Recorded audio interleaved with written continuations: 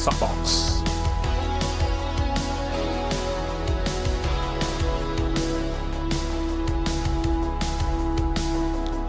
I think it's on the Subbox, right?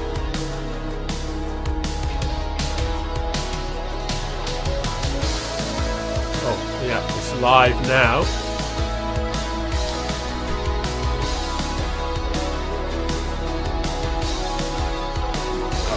Off the thing. Alright, just wait a minute. Well, it's actually 6, but you can wait for a minute, right?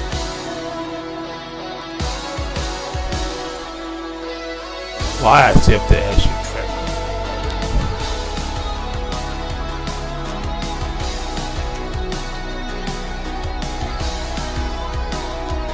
Alright, so everything's set.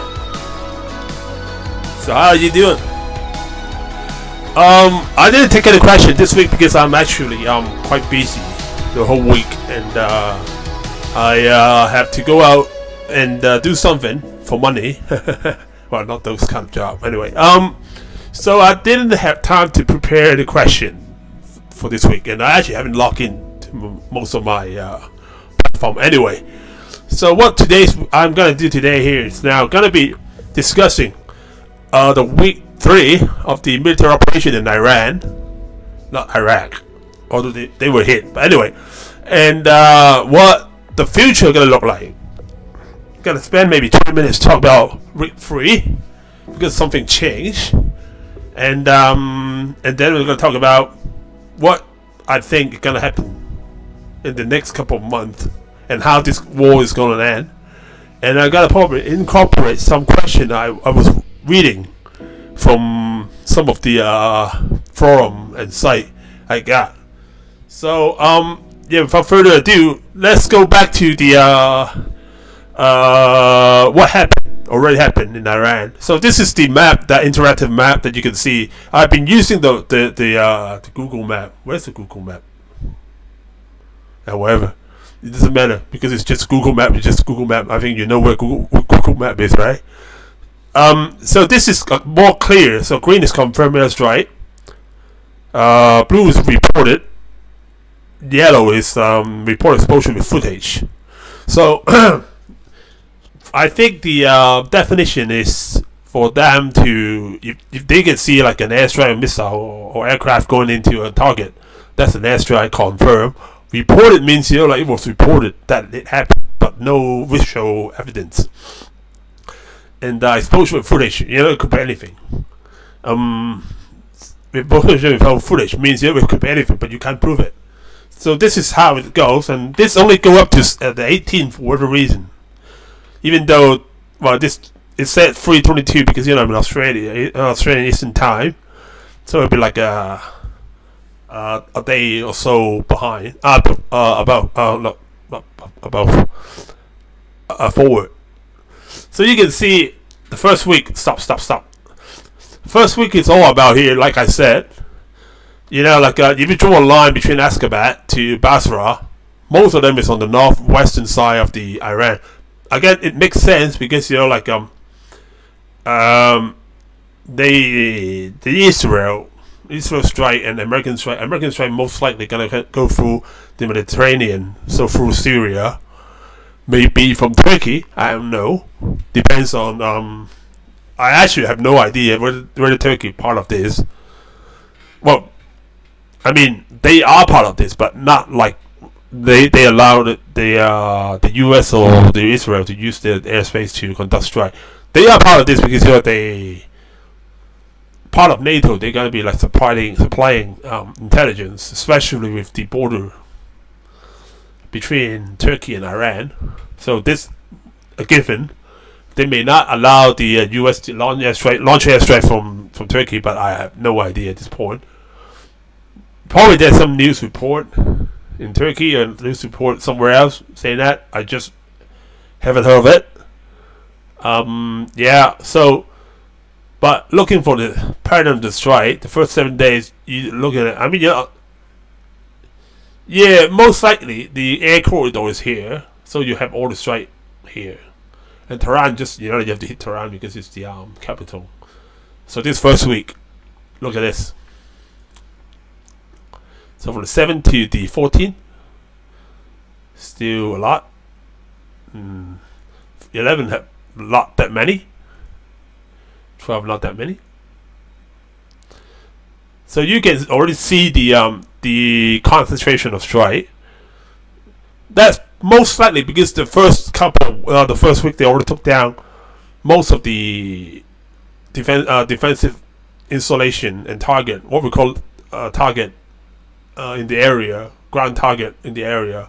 So they gotta be like, after the first week, they gotta be focused on the stuff that they wanted strategically to achieve the goal.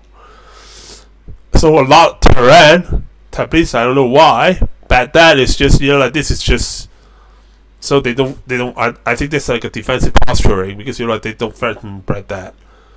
And this, I think this is the where the nuclear site was. I do think so. And Shiraz, and then the Gulf. This is where you eliminate the Iranian Navy. These two are funny. This probably again defensive posturing, so you don't attack. So they just eliminate the attack, the origin of the attack to launch. They launch for Qatar and UAE, but this most likely is because either Kuwait or Kara Island. This also this also is just like a suppressive target for the ship group here. Now the third week.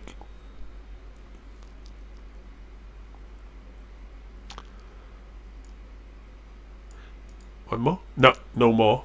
So can I go back to the do I have I can't. Yeah, you just have to have it loop back to the 17 to 18. But they look at the 18 to 20 for whatever reason. But you can see, like a lot from here to South Coast. Starting, I think the 12, 13. Not much on 14. 15 South Coast, 16 South Coast, and 17 almost all South Coast. Northeast is not touched. Northwest is not touched. Alright, so why is that change? Okay, this probably because of this. So this is the AIS map. This show all the ship around the area. If you go back to the Iranian map, you will see that this is actually this part.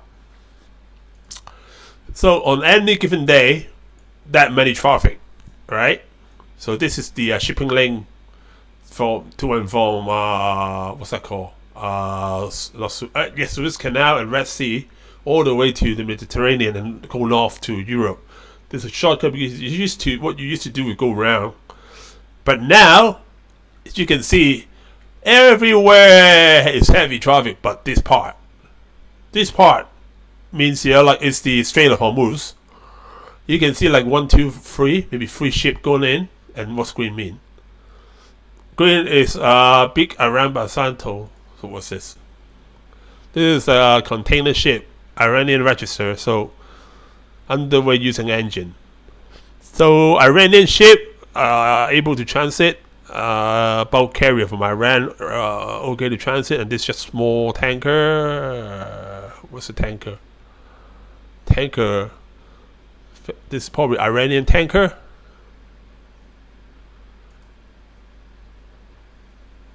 This is IQ Cats. So what's IQ Cats? Probably Iraqi crude oil tanker. So in this thing, Kark is here. I think there's a ship that loading and unloading now. Karen 4. That's a tug. I think this is the 2, right? The pilot office. Oh, I think that ship is gone. Because when I was looking at it yesterday, there's 2 ship loading at either end of the passenger vessel. Yeah, those ships is gone. Anyway, so this is Carl Island. So you're looking at around 200. I mean, not 200 ship, maybe 2,000, but not all of them were. There's some, like tugs, and there's some, I don't know what's this, KMS kind of offshore supply ships. So there's something like that, but you're looking at around 200 tanker in this area and outside in this area lining up to go in. So that's why when they are doing the Southern Strike, Bandar Abbas, and I don't know where it hit. Bandar Abbas is here. Manama. Now those are probably again defensive posturing. So you've attacked them after maybe they attack you. But Persian Gulf, probably all this area was hit.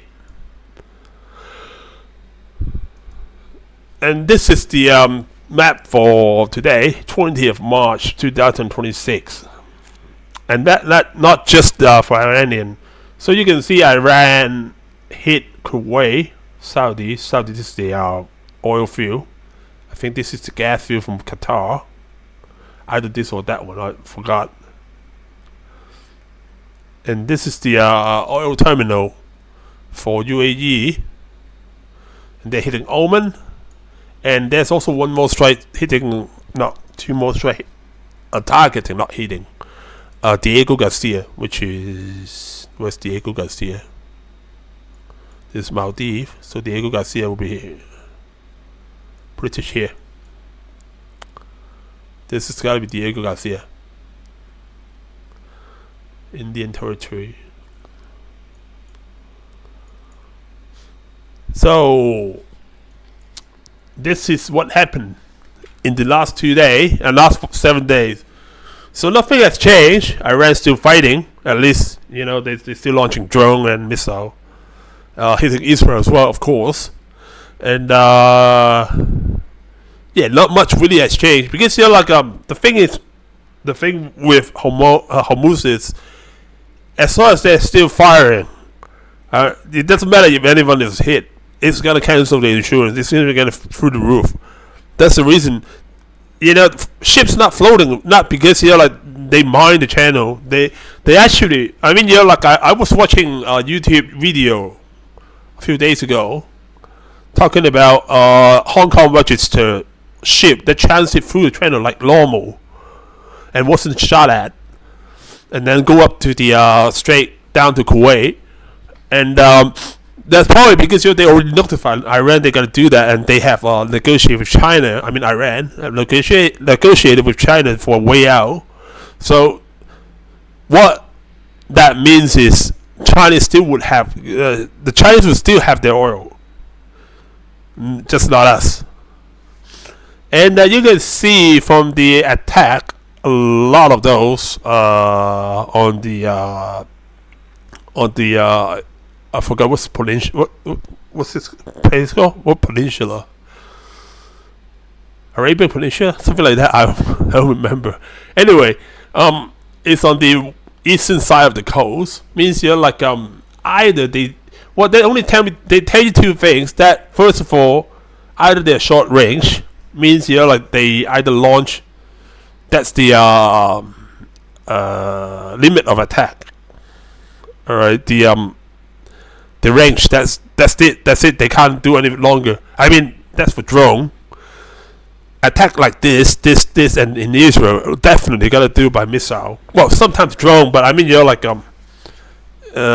it's not gonna fly through that much, go through that many. That vast airspace, because you have to go through Iraq and Syria or Jordan to hit Israel. It's not gonna happen. Iraq, the U.S. control Iraq. Even though Iraq control Iraq, but you're talking about on the ground. When you talk about in the air, U.S. have they have to run. They most likely gonna run either satellite and like SIGINT and AVAC all over Iraq. Not all over. Probably select a place So for drone to make it through from Iran to 3 airspace and hit Israel, Not likely. Most likely you got missile. The difference is, if you are using like Hezbollah or Hamas actually seems to be a lot of reports suggest Hamas seems to be they call it competent fighting forces, not because they are incompetent, because they cannot mount an attack. That's how that definition is. Not like they're incompetent, like they can't do shit. No, but they still can't do shit because either the command and control structure was destroyed, or the rank and file structure was destroyed. They are no longer exist as existing as a comprehensive fighting force. So Hezbollah probably have something left in their sleeve. So that's what they are. Most of the Israeli strike into Israel is from Lebanon through Hezbollah. I think they are like selective missile attack, maybe handful, 10, 20. But you're talking about like 100 strike into Israel by Hezbollah. Okay, so this is the way it was 3 weeks out. And I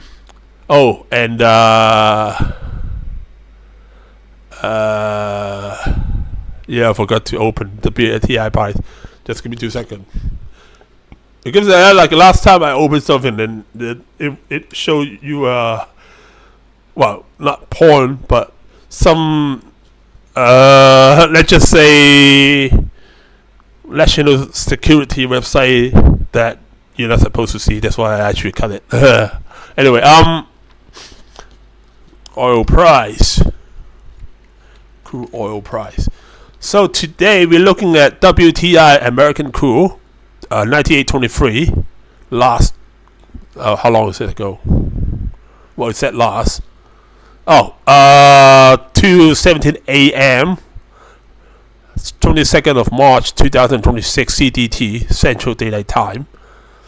And Brent is 112.19. So this is gonna be a problem for us, right? Because gas price in America is almost about $4. It's like $3.86 or $3.84, something like that. So the thing is, like when gas price go up, when oil price go up, everything goes up because like the truck that brought you for item from A to B gotta take fuel. No fuel, no truck. You're not gonna rickshaw it through from your nearest Amazon fulfillment center to your place, right? And then like you have to use car to go to work. You have to you have to use fuel to go from A to B. Ship, like bought the fuel, bought you cargo, bought you everything. They take like bunker fuel, like diesel and other, there's LNG carrier, I know. So everything's got to be more expensive if oil and gas price is expensive. So yes, this is the problem for us, and that's why Donald Trump, which done something really, really funny, is that he asking for the NATO allies to send ship. No, no way they got to send ship to help you out, man. No, after they were like you insulted them for like a year last year, saying that you do nothing, and then you tired of them. Well, the thing is, like Middle East, they don't care now because they don't care because as long as they were not hitting a significant level, all those jacking up the price is actually work for them. Because as long as they can still fund out, because that's not the only place that ship oils, right? You can go. There's a pipeline from Saudi Arabia, from I don't remember which one, but from East Coast to West. This is that's why Iran is hitting this one, because this is the Saudi terminal shipping oil out from Red Sea. So as long as there are, capable oil flow, they are making money. They don't care because they have all the oil. They don't need oil. You've ever been to Saudi Arabia? It's like 50 cents a gallon. So they don't need oil. They don't care about it like we do. So they don't care now. But if you start hurting the bottom line, it's all about money, isn't it? If you start hurting their bottom line because you're like before, because now Iran actually attacking oil production, refinery and stuff. You start doing that, they are hurting because they can't make oil. If you can make it, you can't sell it, you store it, that's another problem. But if you can make it, you cannot make it, that's another issue altogether. So that's the way that you need to be really careful when you are pissing off all these. Qatar, they hit Iran hit the gas field in Qatar. I think the Qatar UAE, that news saying that 20% of the gas production facility was down and have to be fixed within 5 years, something like that. The news.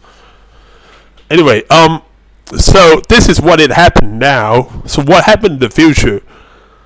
Well, as you know, the Americans are sailing in the 31st MEU, based in Okinawa, I think. With home base. Yeah. I know it's SOF capable. Home base. Yeah, Okinawa. Can base Medibata. So yeah, this is a 5,000. Maybe not 5,000. 2,500 Marine group, but the whole thing is gonna be like 5,000 plus people, because you're talking about an air ground assault, air ground task force. So basically, it had a ground combat command, which is a 1st Marine 3rd Battalion landing team. Aviation command, VMM62 is like Osprey, and logistic command, and they also have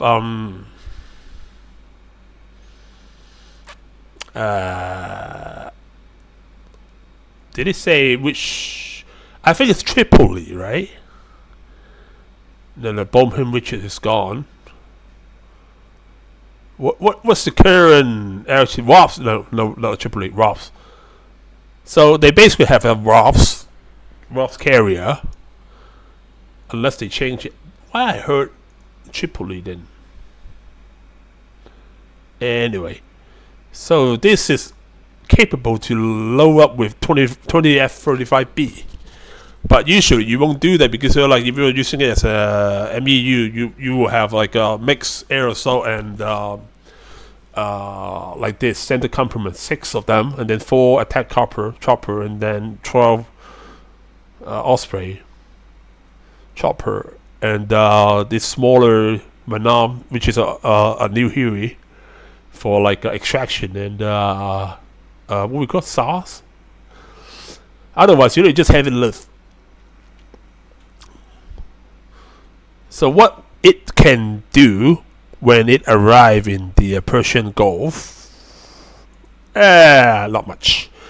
Well, first of all, Trump already said that if you can trust his word, then he said we're not gonna put boots in the ground. Well, that is, but we don't know.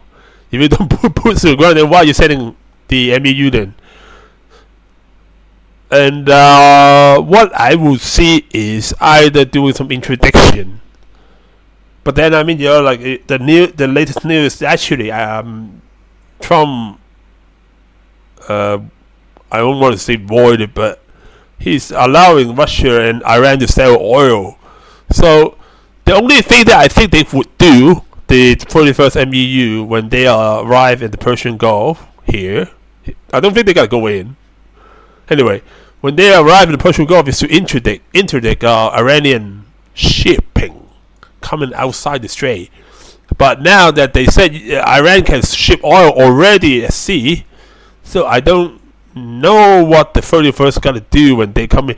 It's too small to attack anywhere here. If you land 2,500 Marines here, it gonna get cut down like in 5 seconds. Well, not 5 seconds. Even if you can control the air, that's make Incheon landing like cakewalk. It's not, or Normandy, and it's definitely not gonna send all the way down to Tekar. If they want to take car, you should.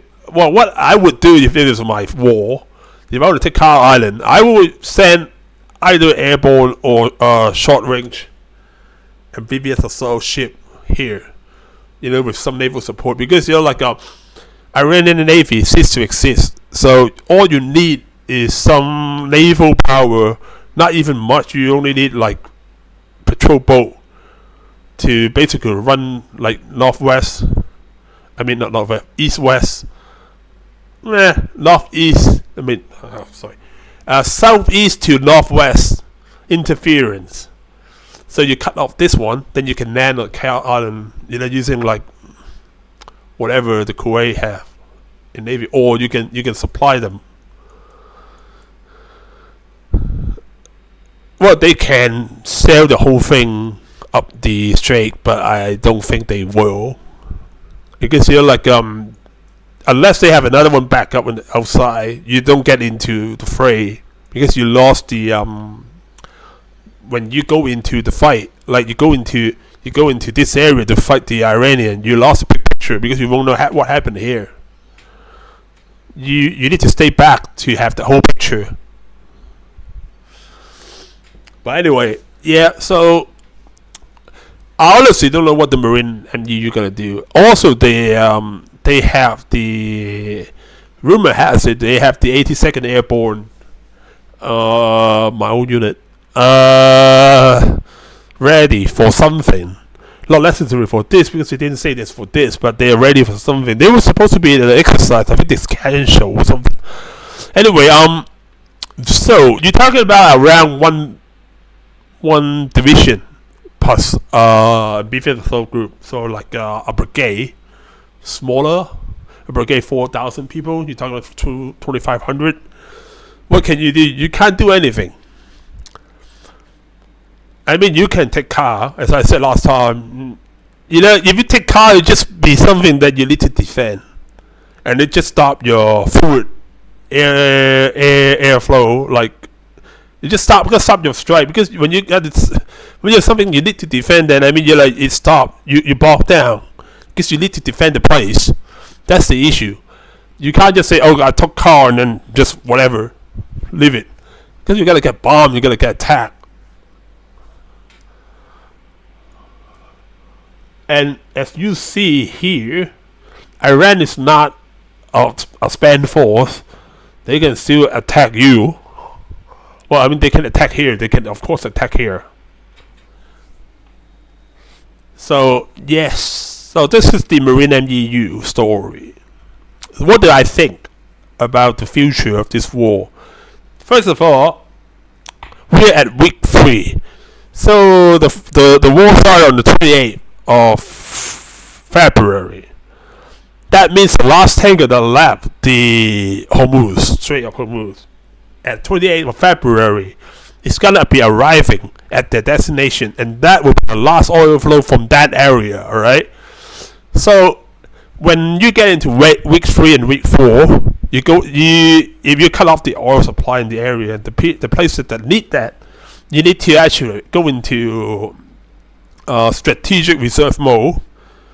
But you can't actually have that forever. You're talking about like 2 or 3 months supply of oil. That's just for you to actually find and locate new oil source, or either that or you resolve the conflict. I don't see this gonna be solved in another 4 weeks.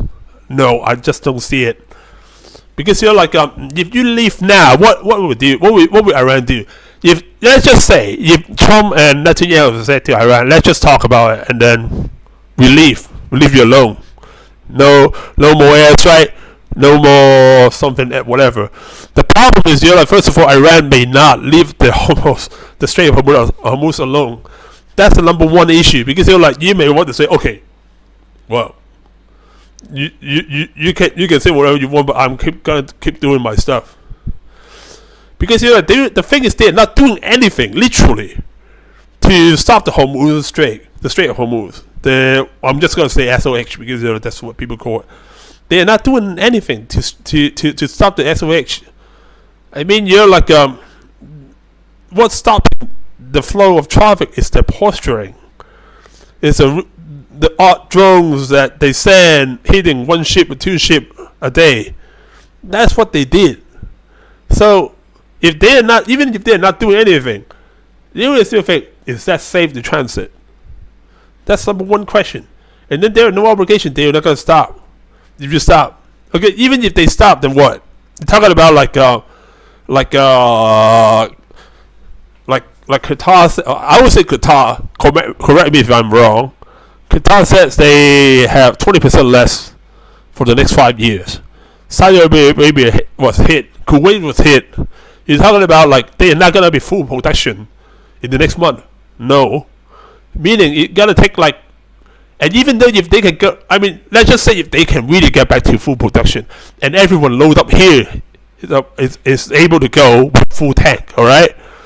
It still takes 20 days, 20 odd days for them to arrive at their destination, and then you have this group. I'm gonna go back to traffic. Sorry. So every ship here ready to go, even if they can go tomorrow, not today. If they can go tomorrow, it gotta take them 20 days to hit China was where? Here, China. It gotta take 20 days for them to go all the way from here to here. 20 days from all the way to here to Indonesia to Australia. 20 some days. You know, if you talk about Australia, then maybe India will be quicker because it's opposite side. We'll talk about 5 to 10 days, but I mean it doesn't change anything because they're like, even if they can load up and go, just load up and go now. You still have talking about like the disruption lasts for another 10 days because you're like, those ships are not going to teleport directly to like Myanmar or something. Meanwhile, China, Japan, South Korea, Australia, Cambodia, Vietnam, Thailand, Malaysia, blah blah blah, they all gonna leave fuel. They're gonna check up the price, man. And I don't think they're gonna start shooting at each other tomorrow. At least not possibly not next week. 2 weeks maybe, 3 weeks, probably better chance. Anything that would happen probably gonna be a 4 weeks time, and then you add another 20 days. That's 6 weeks, right? And then you're talking about maybe 20% down, meaning prices gotta keep going high up. You know, and that's not the worst thing for the West and the U.S. and Israel. You know what's the worst thing is? If let's just go back to the original assumption tomorrow, Netanyahu, Trump, tell whoever in charge in Iran, not India. Iran, I don't even know who's in charge. Someone says his son, but I think the CIA said his son is dead or either in comatose. So whoever in charge in Iran, say like, okay, we stop tomorrow. If you stop, we stop. Like last time, like last year's right after America dropped 2 bunker buster in the Restavan, the Restavan, whatever that nuclear site. I don't have time. Well, I can look it up.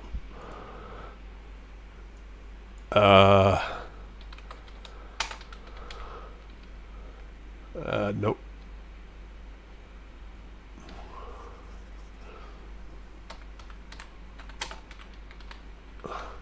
Oh, maybe just 12 days war.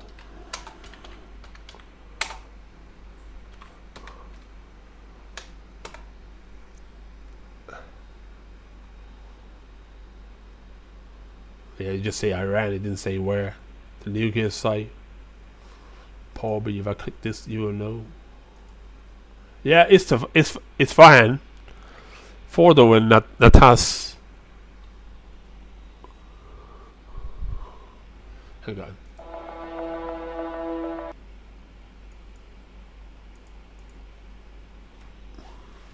I think my thing gone.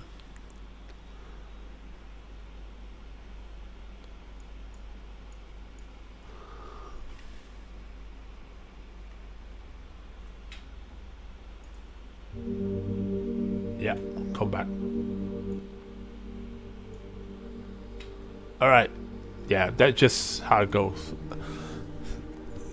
So, because last time when the Americans, sorry, give me 2 seconds.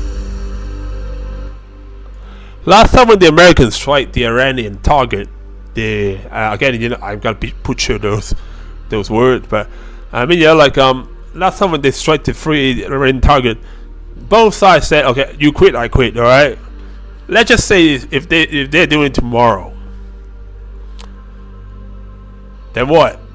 Then Iran will know, because you're not overthrowing anything. That Iran the same regime, the same government, they're gonna still be there. And then if they're gonna do stuff that you don't like, you know what they're gonna do, X?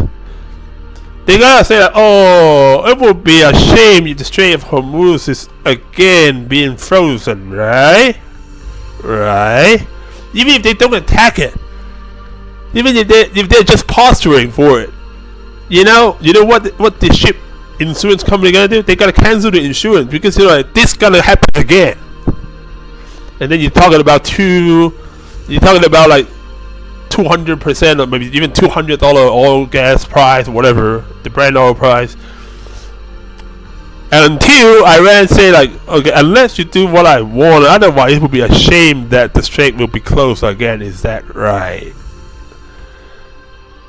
I mean, that's what Iran is going to do until or unless America and Israel achieve all their goal, which I don't see is achievable unless we have a land invasion. This is why I will say this now. It will not be a surprise for me if the Americans say, screw it, you're still here. Yes.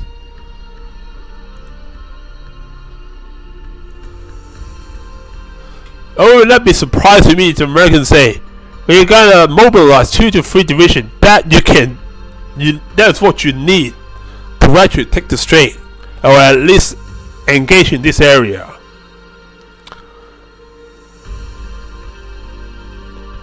And then maybe in conjunction with some Iranian, splinter diaspora group, then they force a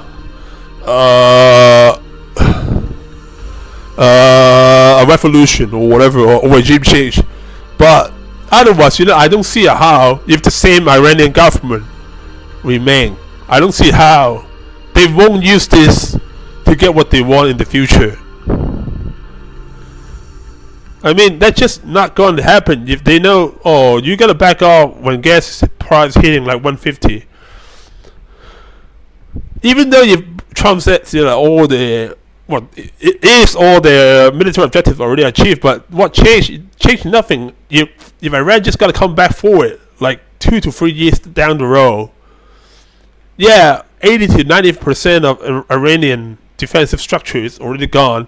That's why they are now running A-10 and B-52 in Iran, because they don't care, because that's neglectable threat. That's why they are running A-10 and even AC-130 in Iran right now. So I mean, they already take down maybe 80 to 90% Iranian radar site, 80 to 90% Iranian surface to air defense site, or what we call A2AD. Yeah, but I mean, those are just equipment. You can refurbish, repair, or even buy new, or China or Pakistan or whatever. We gotta give you new equipment. Then what next? You gotta come back and do it again and again and again and again and again. So the thing is, unless I don't see anywhere this war can end with either a total capitulation of Iran or total capitulation of US and Israel, and I don't see either way gonna capitulate. Iran is not gonna. I mean, not that Iran surrendered. I mean Iran dropped their nuclear ambition. I'm not gonna see that coming, man. I mean, just not happening. After this, they gotta warn nuclear weapon more, if not less, if not the same. I mean, it's foolish or stupid to think they gotta drop this after this war.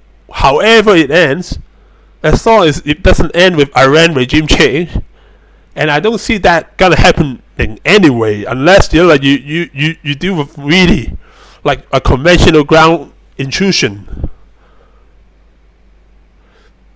But at the same time, I don't see Trump gonna back down and say like, oh, okay, I'm not gonna piss you off and I gotta let you have whatever you want.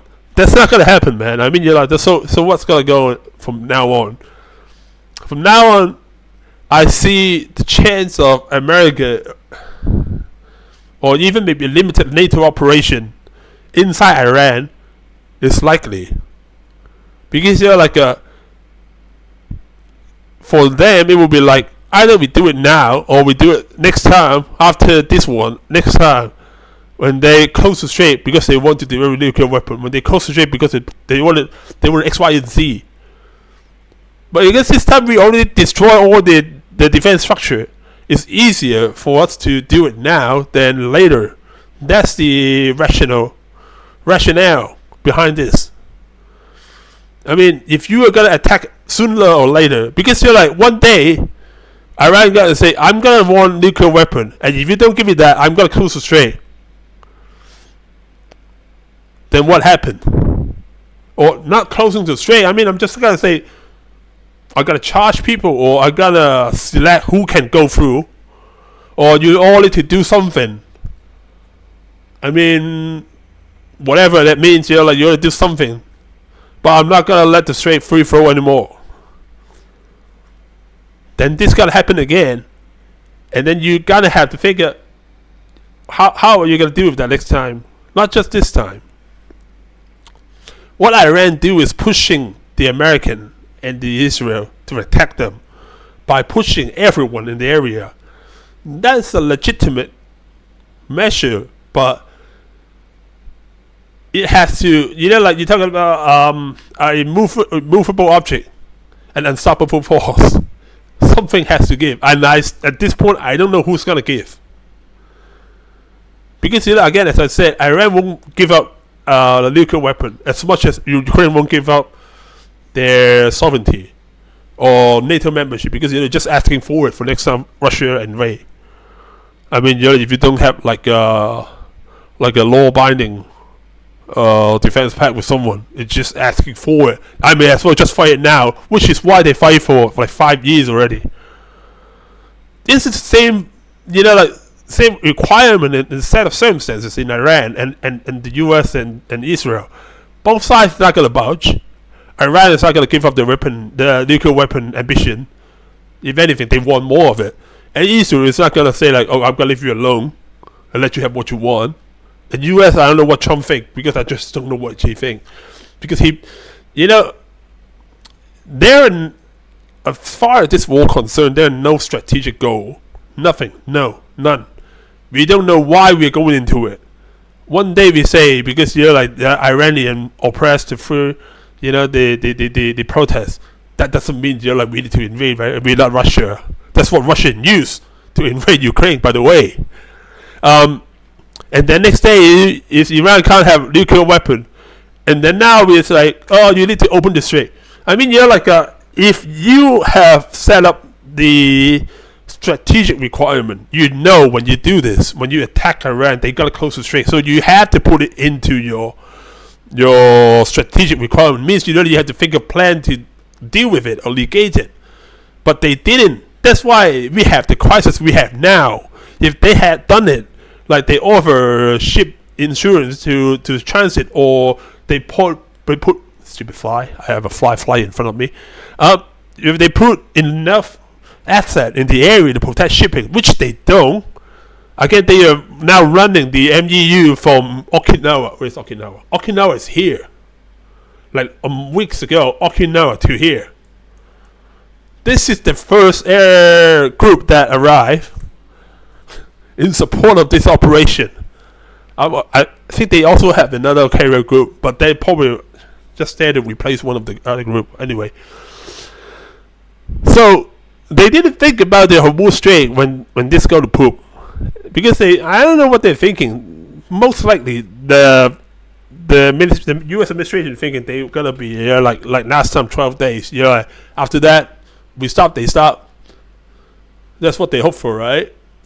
The thing is, only this time they kill the guy and make him a martyr. They're not gonna stop. They're not even support the diaspora anymore, because you're talking about, you will make someone now a martyr. People may not agree with him, but not necessarily opposing him, will now be standing behind the martyr. That's what martyr mean. I mean, you kill someone as an example. You make an example. People gonna join the cause even if they don't agree with the cause. Same way, like if you, it's the same thing. If you attack, well, not if you, Al Qaeda attacked September 11th. A lot of people have said that, like, okay, I'm not, Middle East is not my war, and they change after that because that's what it does. That's a significant event. The same thing is with Ukraine. When Russia attacked Ukraine, a lot of Ukrainians actually, well, I'm not gonna say Russian sympathizer, but I personally know some Ukrainian. I personally know. Actually, I met them, talked to them, and interact with them. And actually, it's one I worked with before. Knows that they think they are the one that's wrong and pissing off Russia.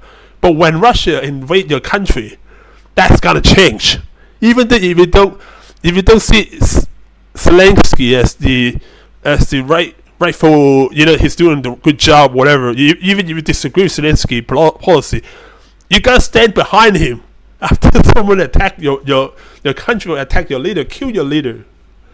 That's just how it goes. I mean, what it means now is that America, they do it, means the thing American did is like they start pushing the moderate into hardliner and then replacing the hardliner with even more hardliner.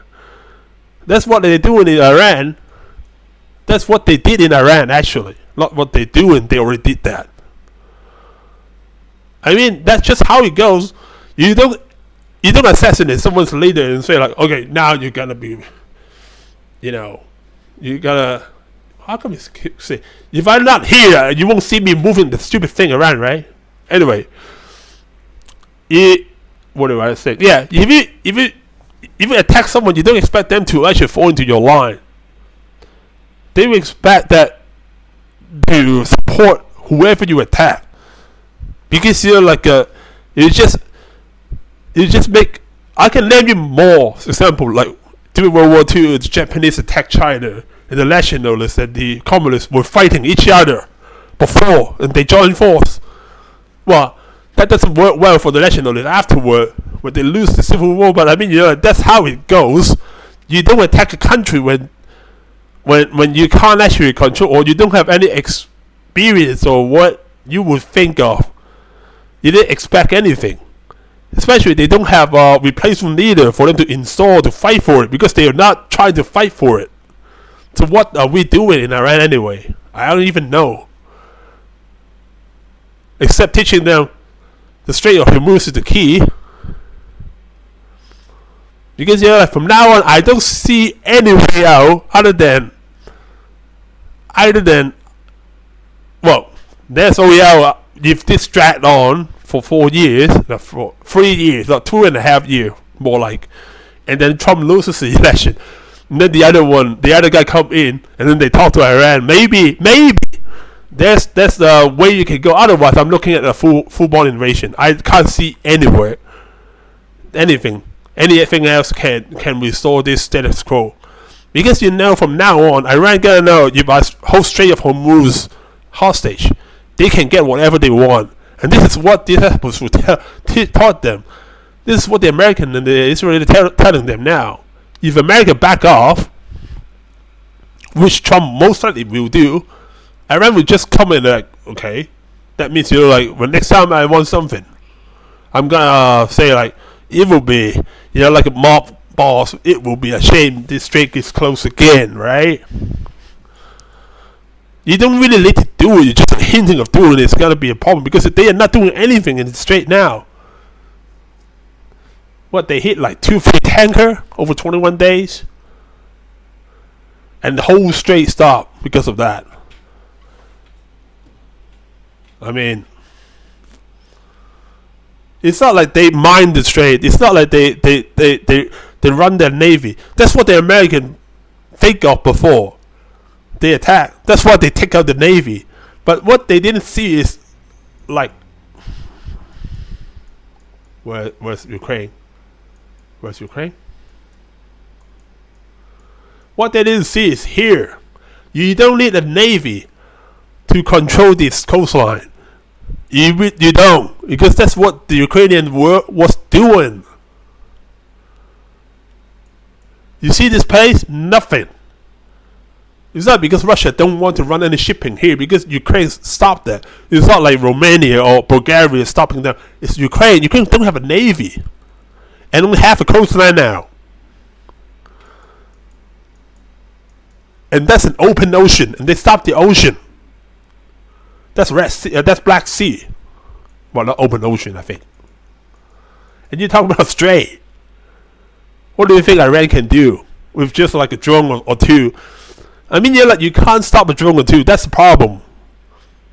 Even though we are maybe 10 times more capable than Russian Navy, but so is Iran. Iran is probably either on par or better than Ukrainian on this sense.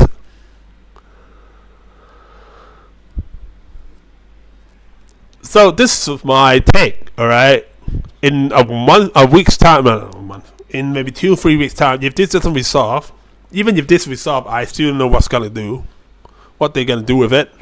But even if this resolve, Iran gotta use this as bargaining chip later on, and we gotta go back to the same thing over again, as long as Trump keep pissing them off.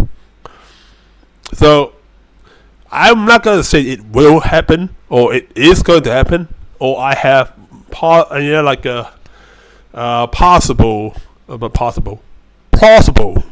intelligence that it will happen, but I would say the ground invasion tab now is probably a bit higher than before when this started, simply because our administration have no idea how to contain this situation.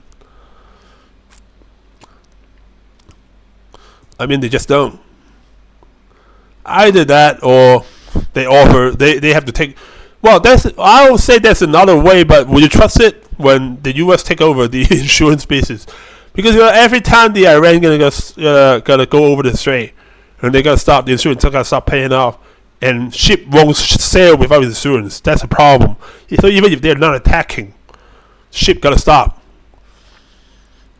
So unless I would say the America U.S. Treasury open up like a war insurance for ship transiting through strait, or they build a pipeline, which I don't think they gotta do, through Saudi Arabia to Oman.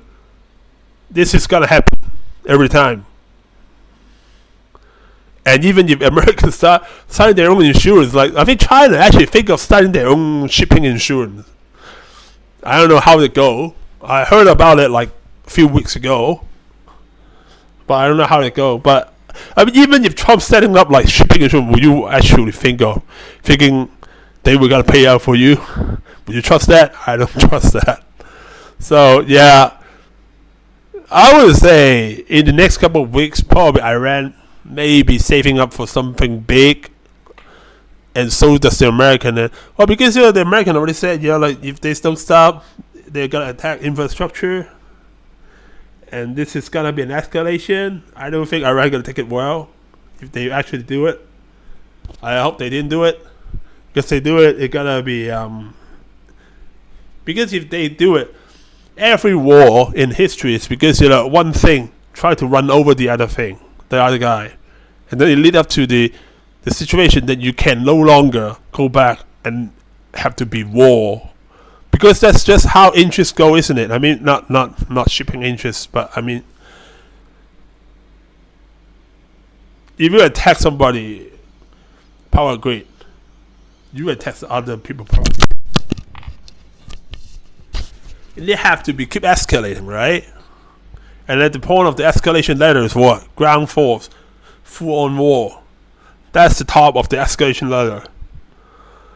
And the thing is here, like I don't see how Trump gonna offer Iran a way out other than say that you surrender, and I don't think they're gonna take it. And I don't see Iran offer Trump a way out as well, not like before. So what are you gonna do? What's left? You keep escalating. You keep escalating until war becomes unavoidable. We are at the first stage posturing now. I mean, I don't know if I want this war to happen, but I mean, like, if not now, then when? You talk about the same thing gonna happen again. If Trump next time pissed off, last time he pissed off like 6 months ago, 7 months ago. And if Trump pisses him off this time again, the next time, there's still 2.5 years for him. And if the MAGA get the presidential office again in another 4 years, then what you gotta do? You gotta get. I would not say it's a high percentage, but full-on ground invasion is now on the table. Let's just say that. I'm not gonna say it's like 100%, 90%, most likely less than 50, but it's just now because of that it come into the table. Because I don't see it. You can comment on it and tell me what do you think. I just can't say. I just can't see. Anyway, we can get this one out without even.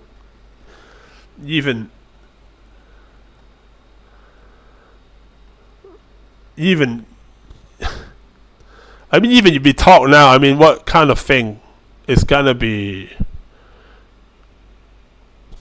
It's gotta be there to talk about. There's nothing we can talk about. Iran will not stop holding the Strait hostage. America will not stop bombing.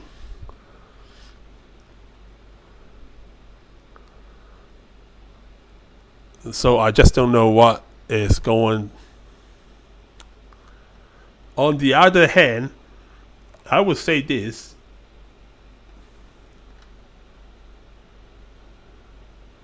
If there are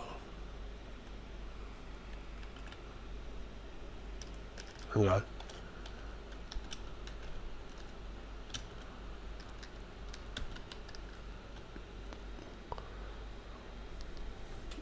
Okay, I would say that if there's I'm gonna do maybe another 20 minutes. If there are a way, as I said before, all right, there aren't anything I can think you can do to revert this complex situation. Iran is not gonna budge. America is not gonna budge. And Israel probably is not gonna budge. Do you really think Iran will give up their nuclear ambition? No. Do you think America will just leave Iran alone? No. Maybe this time, but Trump's gonna come back in less than a year when something like him. This time Epstein file. Next time I don't know. Maybe something else. I don't know. And then Israel always have to attack. Otherwise, Netanyahu is gonna go to jail. So, if America, the thing is, if America say no. Now, not say no. If America say, okay, we go back now, Iran would just say this is how we win war. Not war. This is how we get what we want.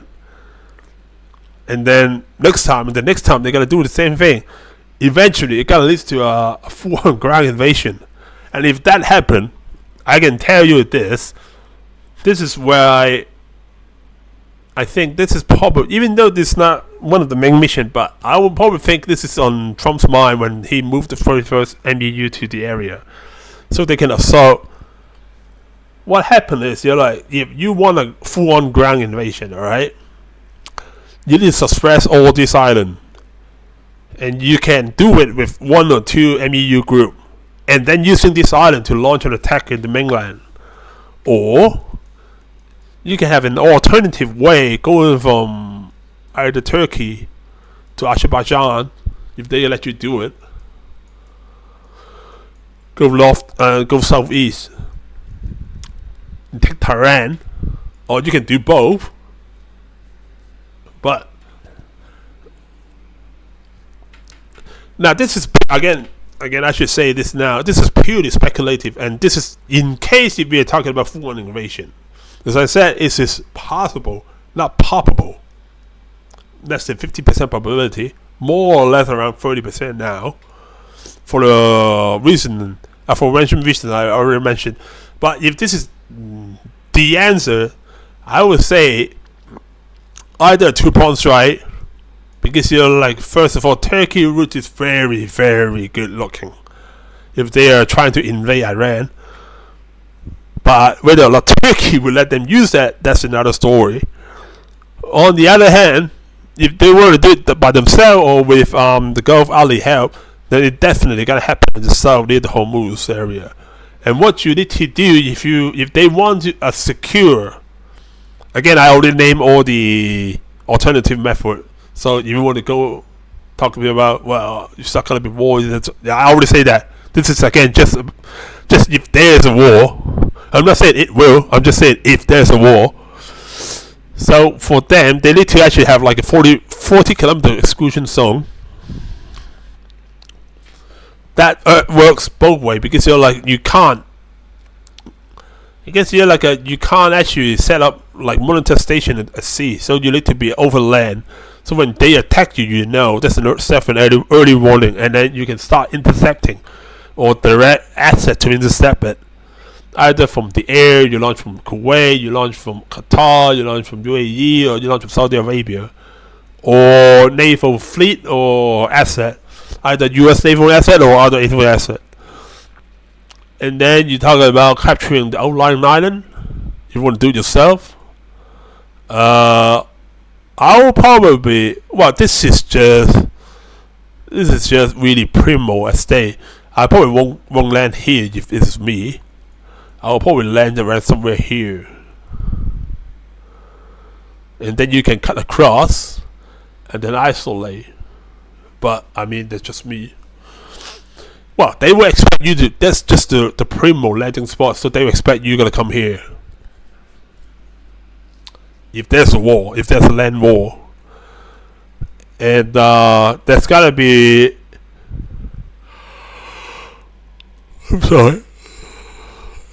Sorry. They gotta be UAE. They gotta have all the Oman, UAE, Qatar, Bahrain support. If they don't support, it's not gonna happen. And why my screen go black? I don't know. Oh.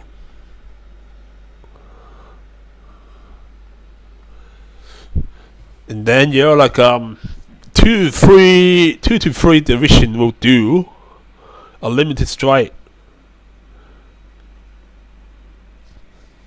But then I mean you're like you need to actually rotate. You talk about like here, right? Because you don't need this part. You can just screw it. Concentrate only. Again, as I said, because if you land here, this is actually pointless because it's already going past the strait. This is the point. Well, I'll probably this one as well. But I mean, you're like you don't want to, you know, like land where the people are going to think you are going to land. At this point, if I was Iran, if I was expecting U.S. land invasion, I'm gonna either think of car, the Busher,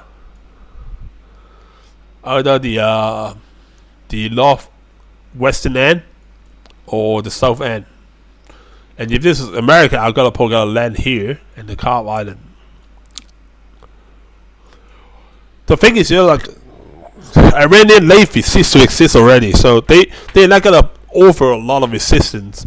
What you can expect resistance is land and the asymmetric warfare in the area.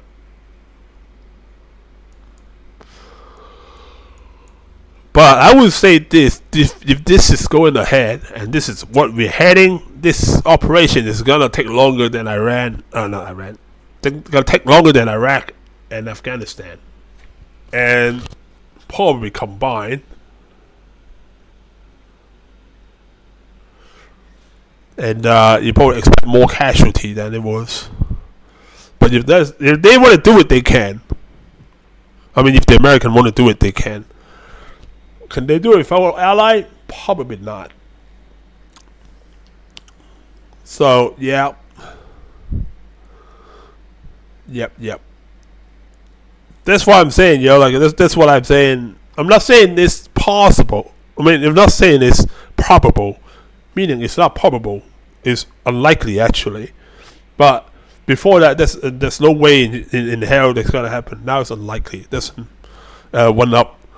I'm just saying that because you're like if Trump back off now, unless reaching I didn't even know what's the strategic objective he want to reach. I don't think he actually know himself. So unless you get all the objectives done and then say like, okay, I finish all this and go home, which you should have said that beforehand, alright? And then I go home. That may be saying, okay, fine. Like last time, I want to strike your nuclear power plant. I did that. I'm going home. That's fine. But now what? I mean, you're like very vague. I mean, what is? I don't. You want to destroy? Yeah, you destroyed it, but doesn't mean that they can't build it again, right? It doesn't mean like, oh, now I destroy your nuclear weapon or now I destroy your ballistic missile capability. You can't build it again. That's so in the honor system, right? If they want to, they can. If Iran want to, they can build it again. That's definitely the case. It's not like, oh, I can't. Since you lost to me, you can't build it again. That's just bullshit. So what happened next? If this is the case, then Iran will see that, oh, the Americans gonna back off when oil price hit X amount of money. So it's very easy to say like next time, and I'm just gonna keep it, holding it hostage to get what I want. And if you don't want to get what you want to fight, let's fight. I mean, if this is the case, then why don't America just fight now when they already destroy majority of their defensive structure? I mean, that's why this is possible, not probable. Okay, let's go back to some question. So, question number 1: why oil? Well, this is 25% oil flow. Why the war oil? I mean, they were like talking about. I think there's one question in Pakistan defense saying like talking about Cuba. Cuba is here, by the way. Canton. Cuba is here. Cuba is very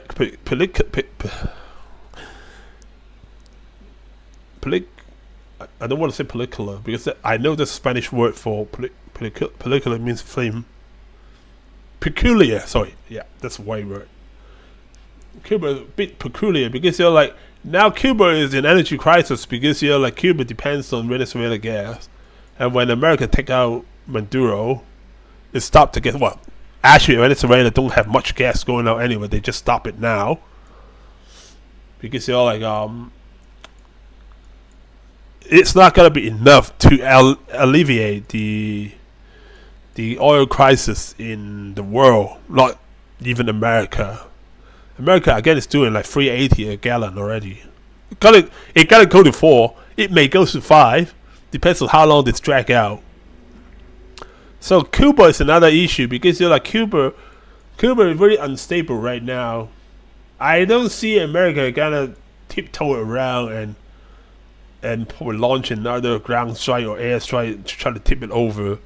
But that's remain to be seen. First of all, it remains in probability, but it's just not very likely. Maybe if they finish Iran and they don't care about the strait being closed, they're gonna do it here now. But I don't know. Probably, I can just say it. Probably, I don't know. Because the Cuba is not like the force that used to be anyway. It's not like that much of a thorn in the eye for American. Okay, that's number 1 question. Will Cuba? I don't know. No, definitely no. If they resolve the Iran issue, whether or not Iran release Strait of Hormuz, probably. And if Trump want another diversion, very likely. And let's talk about the F-33, F-35. There's a news report saying that an F-35 was damaged in Iran, in the strike in Iran. So first of all, stealth fighter is not actually, you can't see it. It's not like David Copperfield. You can't see them. What happened is, when you say like, because there's only a few routes you can go from A to B. So if you expecting a strike in Iraq, from Iraq to the northeastern part of Iran, northwestern part of Iran, sorry, then you will know that the strike is coming, right? So you'll be looking for stuff that don't make sense. And even the stealth fighter, what stealth fighter do? Stealth is just, like hitting your signature, hitting your image and stuff to make it look like something else. Because you can make a big plane look small. You can make a small plane look like a bird. You can make it but everything. If you ever control a military radar for everything you can pick up, it's just I'm just discarding stuff that I don't think there's actually anything for it. Either it's too small to be a problem, but what you may be looking at, that you think like a bird, but that may be F-35, for example. So what happened? That was when you what they say, like 7,000 strike. When you do 7,000 strike, probably more now. That was like last week. But you do 7,000 strike, you kind of use up your alternate, right? You always got, because you're you gotta expect an aircraft to come from certain direction. First of all, it's not gonna come from here. Well, now that they bomb Diego Garcia and UK allowed it may, but I've been talking before. You don't expect here is an aircraft going into Pakistan and attacking Iran. No. So if you see a bird there, that looks like okay, normal. But if you see, because there's a lot of behavior involved in wildlife and stuff. When you do like air defense, you pick up or even submarine, you pick up sea life. You know there's a sea life because they're traveling in group. They're at a certain place, at a certain height. Same thing as aerial target. Bird, a flock of bird, they go from one direction to another. They usually don't deviate, and if they deviate, means there's something wrong with the area. So if you pick up something strange and it doesn't make sense, you may not know that's a stealth fighter, but if you pick up something strange, it didn't make sense, that is your target. You want to verify that before you shoot, obviously, but sometimes you just don't. You just shoot first and ask question later. As long as this is not safe air, which I don't think there's any traffic around Iran right now anyway. So if you fly into this airspace, that's your fault, not mine. So that's how they pick up the F-35. Because it's not like if you're F-35, you don't get detected by radar. You still get detected, but because most of us watch TV or movie. Most of the people watch TV and movie thinking a radar is like a radar screen. You got a big circle. Can I put a radar screen here? Screen. Radar scope. Yeah, close enough. Now that's a game, man. Not radar scope. Or radar. I just want the screen, man. Come on, give me the screen.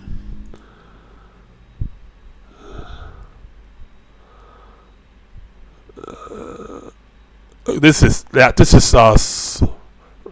Doppler radar. So this is like 3D radar. So this is actually pretty out what it looks like when you talk about Doppler pulse.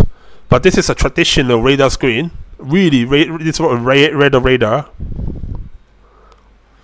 So when this is just how it works. Do you have another radar screen like the conventional ATC? Okay, no. So conventionally, you see a radar screen, you see something like this, right? Going back up. You will see something like this, and then you pick up certain item when you replace. So this pick up cloud precipitation because it's radar. So basically, this is wing formation, water formation. It's the same. Well, in theory, it's the same. You see, you can say this is a big hurricane eye, but imagine if you can disguise a hurricane eye into a droplet, it will be like this. This is like a normal cloud formation, all right? Because that's how it draw into the eye of the hurricane. But if you can disguise an eye into a droplet, what you are gonna see instead of this is gonna be this. Then you would think oh, this is probably another cloud, but if you know there's a hurricane coming, you heard that people saying like, oh, there's a hurricane at my place here, and then you see this, you know that's wrong. Or in certain day or time, because hurricane come in certain season, in certain range of weather pattern, right? So when you see, I'm saying if you can disguise it, I'm not saying you can disguise hurricane into a droplet. I'm just saying that if you can disguise hurricane with droplet, then you are seeing this at the hurricane season. Then coming from the area here, usually have a hurricane. Then even though that's look like a cloud in your radar, it gotta be hurricane. That's the same principle as stealth aircraft. If you have an aircraft here like this, like a small aircraft, or like a bird or whatever, but there's gonna be, or for your experience, the strike coming in this area at certain day, certain time. It's not random anymore when you're doing 7,000 strike. You can't randomly do it. It's 7,000 strike. At some point you gotta repeat that. So when you see that, then this is not, or even though if the radar screen telling you this is a bird or a flock of bird or whatever, it is not.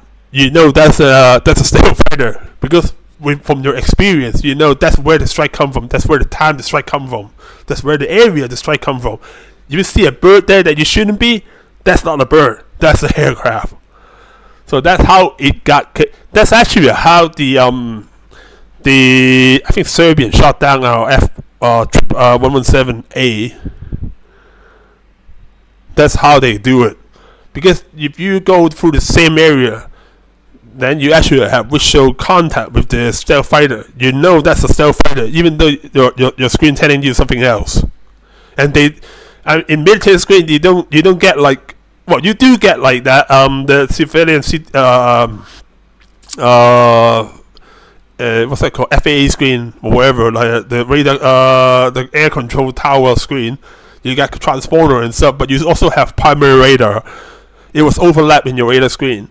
So you will see everything, whether or not you have a transponder fixed to it. But that's just how it works. I'm not saying you can disguise a hurricane into a cloud, but if you are seeing a cloud in place of a hurricane, when and when in experience, in actual evidence that a hurricane is happening, that's not a cloud, that's a hurricane. It's the same principle as stealth fighter. You don't actually kill your signature. You just mimic it. You just mask it and mimic it for something else. I hope that's answered your question. And yeah, my 20 minutes is gone. So this will be it for now. I hope you guys enjoyed today's podcast. And I answered a few questions. I selected. And on the Iranian-Israel war threat in Pakistan defense. And I will see you guys same time next week. Actually, next week probably no, because I have something to do on the weekend. Anyway, I will know when I'm in the midweek. But anyway, hope you guys enjoy it, and I hope you have the best weeks. Remaining, because it's Sunday for me now, 7:00 at night, and I gotta go dinner with my wife. And yeah, and that's it for me. And I'm signing off now. Take care and good night and goodbye.